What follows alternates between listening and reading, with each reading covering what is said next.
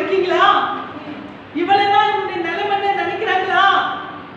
கர்த்தர் சொல்லுகிறார், உன்னை நான் சுவை கொடுக்கக்கூடிய திராட்சை ரசத்தை கொடுக்கிற பாத்திரமாய் உன்னை மாற்ற போகிறேன்.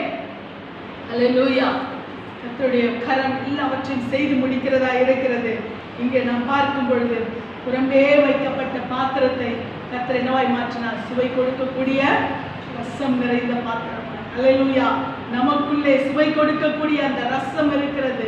ஆண்டவராக இயேசு கிறிஸ்து இருக்கிறார். ஒரு காலத்தில் நாம் புறம்பே இருந்த பாத்திரமா இருந்தோம், நாமளும் வெளியில இருக்கிற பாத்திரமா தான் இருந்தோம். ஆனால் ஆண்டவர் நம்மை என்ன செய்திருக்கிறார்? அவர் தெரிந்தெடுத்திருக்கிறார். நம்மை சுவை கொடுக்கக்கூடிய ரசத்தை கொடுக்கக்கூடிய பாத்திரமாய் அவர் மாற்றிவிட்டார். அல்லேலூயா. சூழ்நிலைகள் மாறும்.